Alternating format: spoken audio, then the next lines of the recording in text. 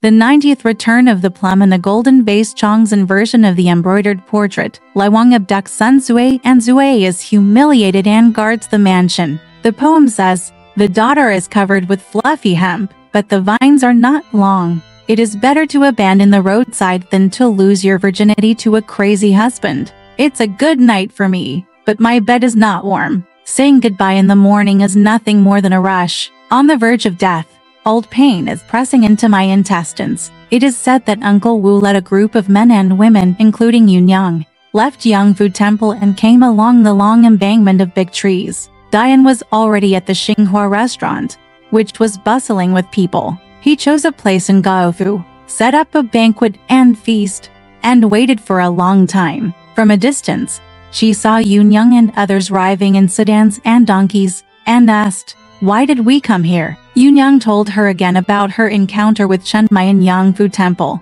Soon the wine was served. Everyone was sitting down and drinking. They saw incense carriages and embroidery hubs going back and forth downstairs, and there was a lot of people. Yunyang and others looked at Gaofu and saw a huge crowd of people surrounding them, all watching the teacher's tricks. It turns out that Li Yan'e, the son of the county magistrate, is named Li Gongbi. He is about 30 years old. Walking in Walyang Lane, people call him Li Stick. That day, he was wearing a pair of light and soft clothes, a brown cap with a golden crown on his head, and dry yellow boots. He Buai, the official in charge of the quarter, led 20 or 30 heroes to the Xinghua village restaurant with slingshots, blowpipes, and bats. Next, I watched the teacher Li Gui perform various tricks, such as shoulder piles, belly belts, will gun dance and stick dance, which attracted many men and women to laugh round. That Li Gui, nicknamed Shandong Yaksha,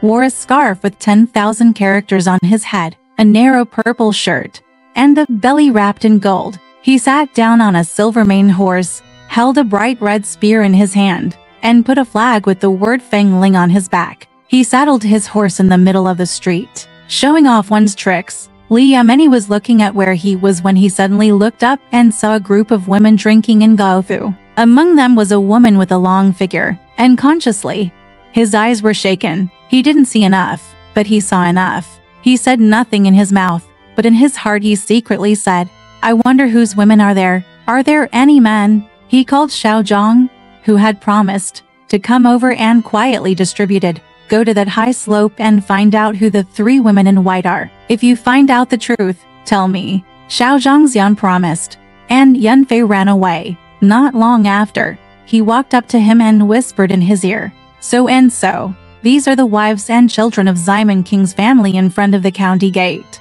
One is an old man named Wu, who was his concubine. One with a short stature is his eldest wife Wu Yunyang. The one with white pockmarks is the 3rd wife. Her surname is Meng, and her name is Yulu. She is now a widow at home." After hearing this, Li Yameni took a fancy to Meng Yulu and rewarded Xiao Zhangxian. Wu Yunyang and her uncle watched for half a day. Seeing the sun shining over the mountains, they ordered Diane to pack the food boxes, get into a sedan and ride a donkey home. There is poetry to prove it. The flowers at the bottom of the willow suppress the dust on the road, and you will enjoy new things every time you travel. We are destined to meet each other thousands of miles away, but if we are not destined to meet each other, we will not meet each other. There is no need to worry about Yunyang and everyone going home. But he said that day, Sun Zui and Sister Ximen were at home. They had nothing to do in the afternoon, so they both went out and stood at the front door. It was just a coincidence.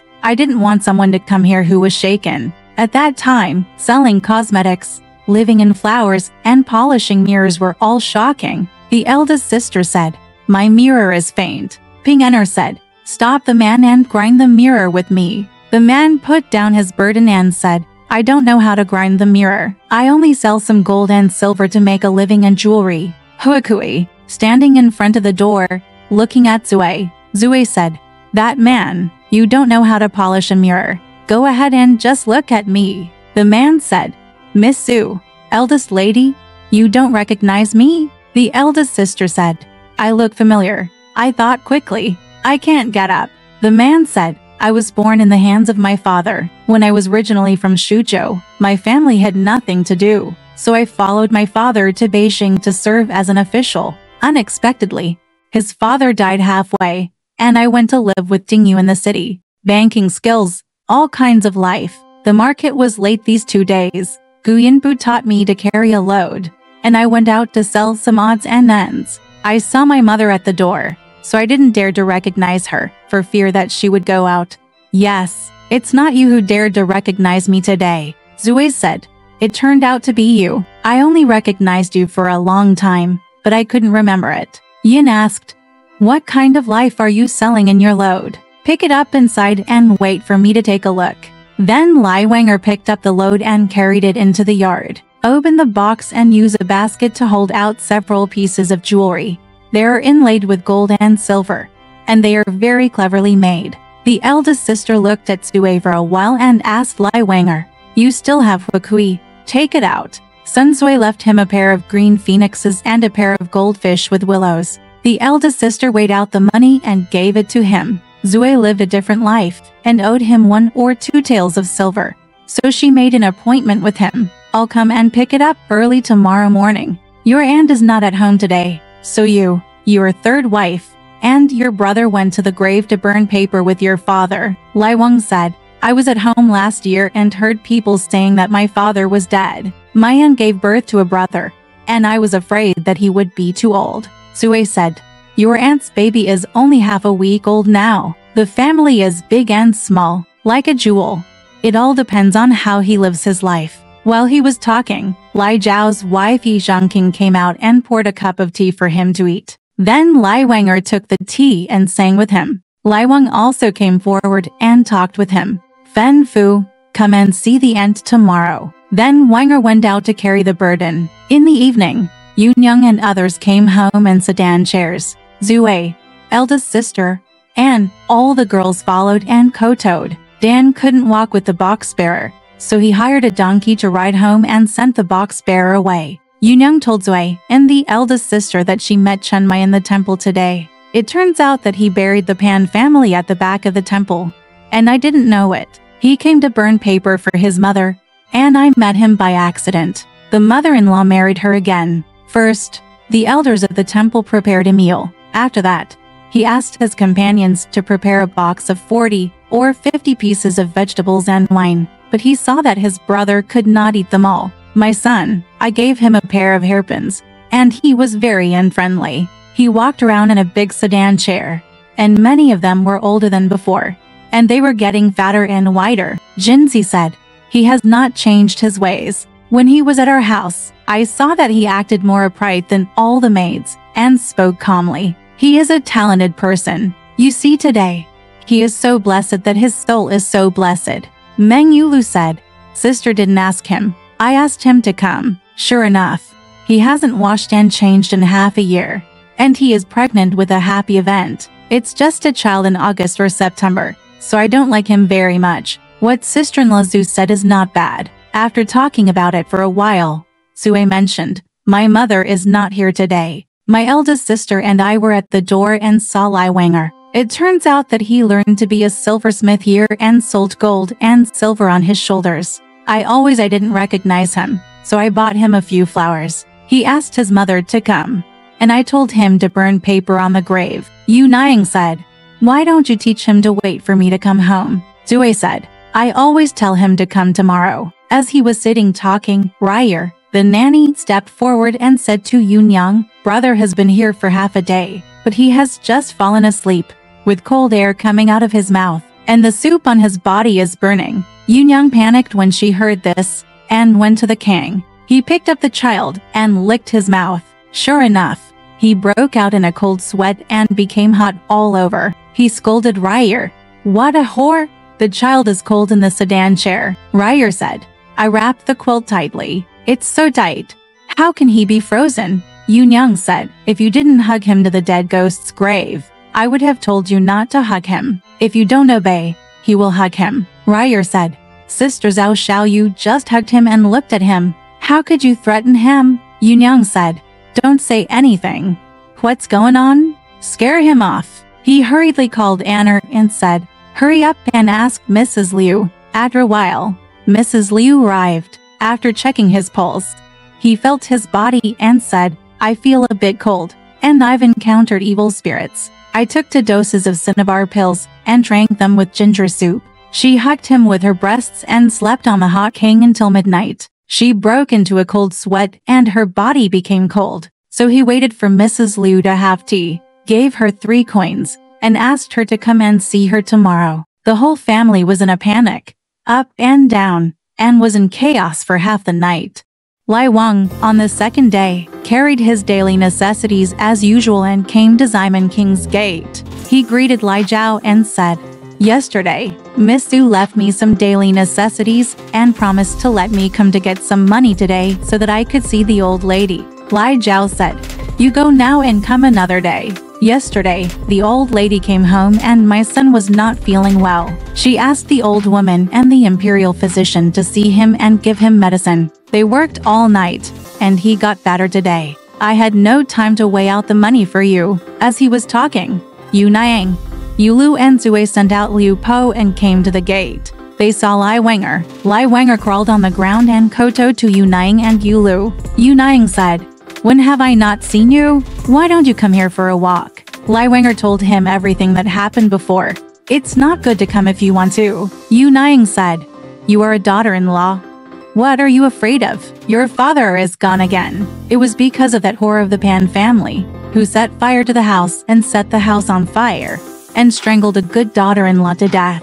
She was going to do something wrong and sent you away. Today, the heavens will not tolerate it. Where did he go? Lai Wenger said, I can't explain it, but mother knows it in her heart. After answering, Yu Niang asked him, What did you sell to make a living? Take it out and see. She picked up a few of his jewelry and returned him 3 taels and 2 cents of silver, which she weighed out to him. She asked him to go into the ceremonial gate and asked Xiao Yu to get a pot of wine and a plate of snacks for him to eat. Zui urged in the kitchen and heated up a large bowl of meat for him. After eating and drinking, he kowtowed and went out. Yu Niang and Yu Lu went back to the back.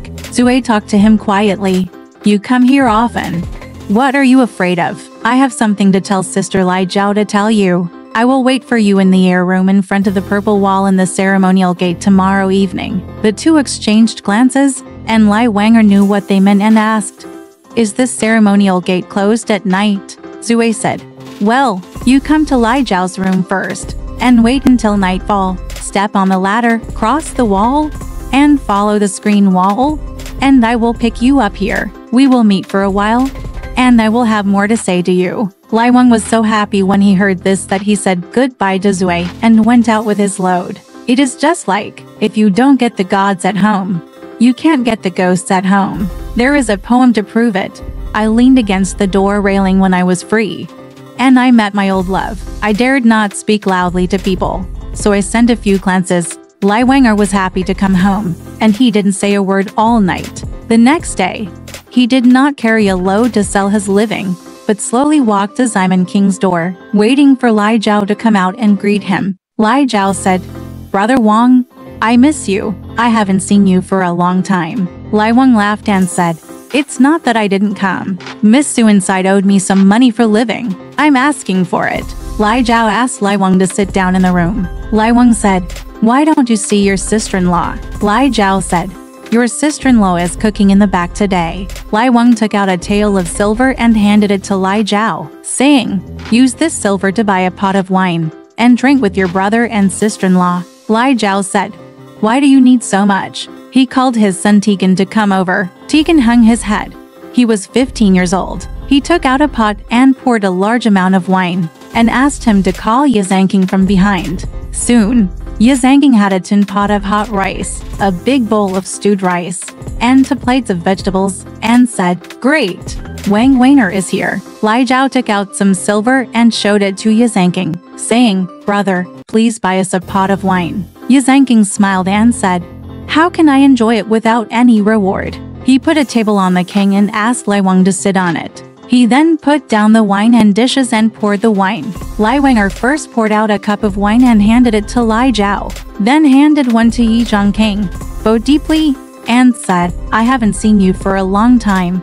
This cup of wine is for you. Ye Zhangking said, Brother and sister-in-law, Don't say that you are hurt by the wine and meat. Don't lie to the real person. Miss Su inside asked me yesterday. You two are still in love, and I am asking you to take care of you. Don't think it's in your sleep or in your dreams. If you want to know the way down the mountain, you must ask people who have been there. If you meet in the harbor, if something comes out, don't eat it alone. You must let me taste some juice. I will take care of many things for you. Lai Wang knelt down and said, I just hope that you will take care of me, and I dare not forget it. After saying that, he drank the wine. Yi Zhongqing went to the back to talk to Zui and said that they agreed to come at night and hide in Lai Zhao's room. When the ceremonial door was closed at night and the people in the back were resting, they would climb over the wall and do something inside. There is a poem to prove it.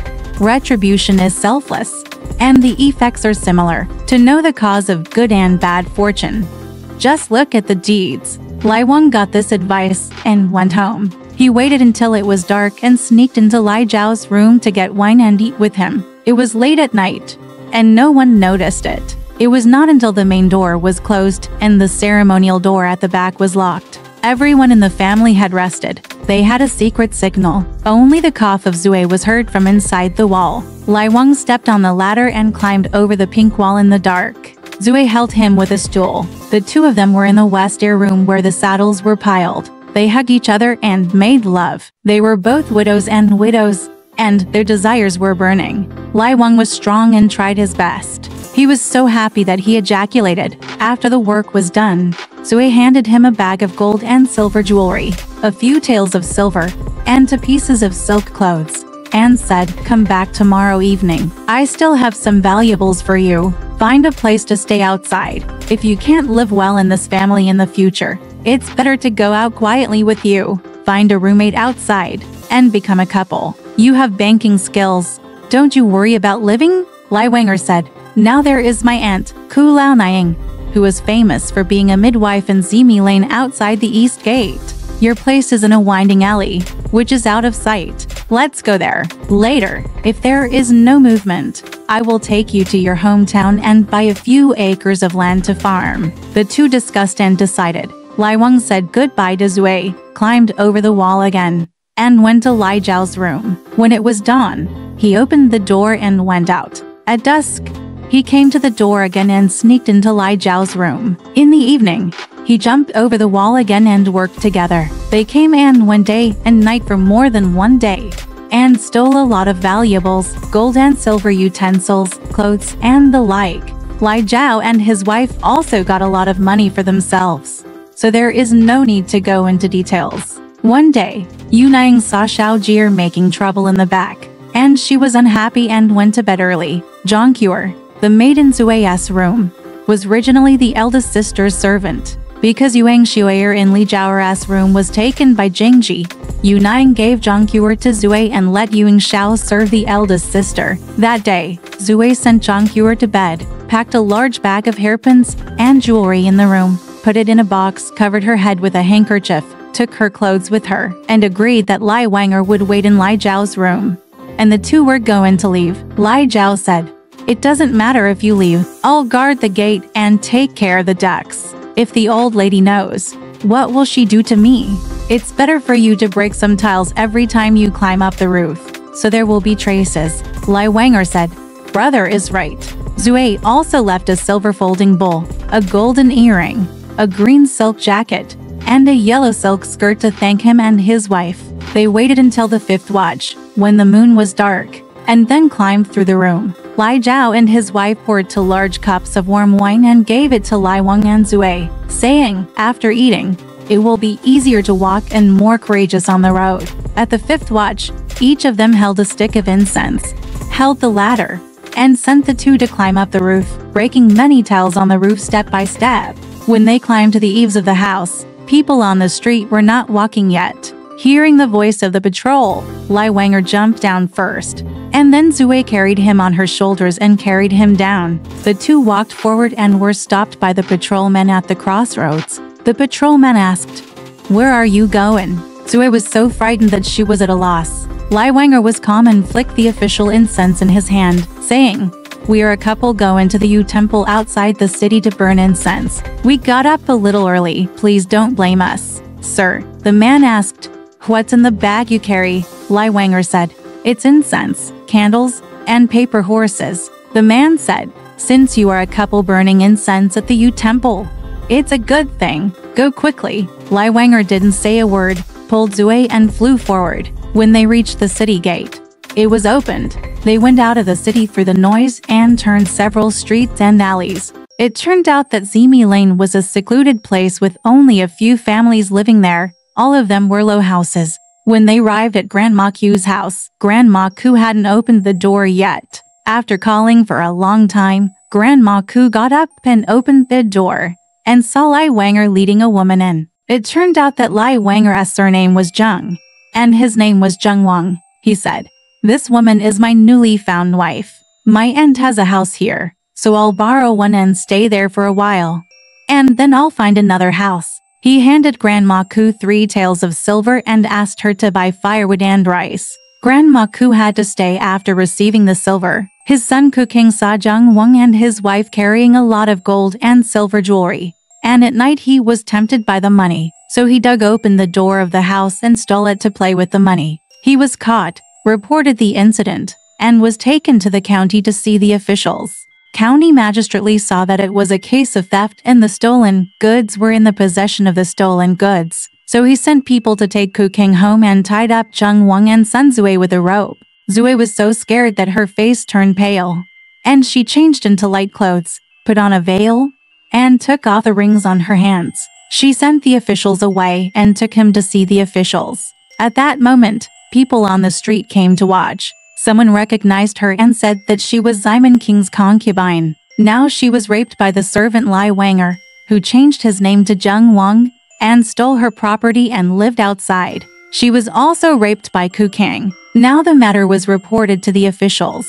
10 people were told about it, and 10 people told 100 people. People on the street were talking like crazy. Since Zui left, Zhang Kuer in Yu Niang's house saw that all the jewelry in the box was gone, and the clothes were scattered all over the place. She reported it to Yu Niang. Yu Niang was surprised and asked Zhang Kuer, "You slept with him?"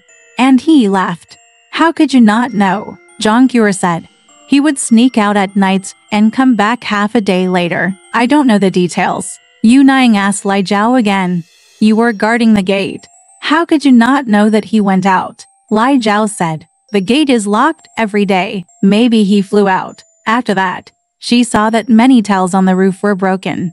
And then she knew that he had jumped over the house and left. She didn't dare to send someone to visit, so she had to accept it and endure it. Unexpectedly, the county magistrate questioned the matter in court. He first beat Ku King and seized for gold headpieces, 3 silver jewelry, a pair of gold rings, 2 silver bells, 5 taels of silver, 2 pieces of clothing, a handkerchief, and a box, 30 taels of silver, a pair of gold bowl hairpins, a gold fairy, and 4 rings were seized from Zheng Wang, a gold heart, a pair of silver bracelets, 5 pairs of gold buttons, 4 pairs of silver hairpins, and a bag of silver were seized from Zui. 3 taels of silver were seized from Grandma Ku. When Wenger was questioned, it was considered that the slave had committed adultery and stolen property, and Ku King was guilty of theft. Both were sentenced to death and sentenced to 5 years in prison. The stolen goods were confiscated by the government. Zui's son was Simon King's concubine. She and Grandma Ku were tortured by the officials. Grandma Ku confessed and was released. Zui ordered the county to send someone to Simon King's house to deliver a warrant to arrest son. Wu Yunyang asked Wu Daju to come and discuss. "It's already embarrassing. Why bring her home for no reason? It's just a disgrace to the family. And she's pretending to be dead." She sent the messenger money and reported back to the county magistrate. The county magistrate arrested the matchmaker and sold her as an official. In the garrison, Chun Mai heard that Simon King's son Zui was kidnapped by Lai Wanger, and her property was stolen and she lived outside. The incident was reported to the government, and now she is being sold as an official. When Chun Mai heard this, she wanted to buy her to cook at home and slap her in the mouth to avenge the past. She said to the garrison, "Zui is good at cooking and can make good tea, rice and soup. Buy her to serve at home." The garrison immediately sent Zhang Sheng and Lian. Take the note to the magistrate. The magistrate wants to do it himself. and only needs 8 taels of silver as the official price. After paying the silver, he was taken to the mansion. He first met the eldest and second wives, son, and then went to the room to see Chun Mai. Chun Mai was lying on the golden bed in the room, in the brocade curtains, and just got up. The maid brought Zue to meet her. Zue saw that it was Chun Mai, and she couldn't help but bow her head to see her. She looked up and bowed, and kowtowed 4 times. Chun Mai glared at him, and called the family daughter-in-law on duty to come up, take off this bitch's bun, strip off her clothes, and take her to the kitchen to light the fire and cook for me. Zue secretly complained when she heard it. Since ancient times, people have been working on the walls and sweeping rice to be warehouse managers. Since she was under his eaves, how dare she not bow her head? At this point, Sun Zue had to take off her bun, change into gorgeous clothes, and go to the kitchen with a face full of grief. There is a poem to prove it. Buddha monk arrived in Mingzhou, walking around with a cane and straw sandals. Even if you can transform into billions of incarnations, you will still have worries. Alright, this part of the story ends here. Want to know what happened next? Let's listen to the breakdown next time.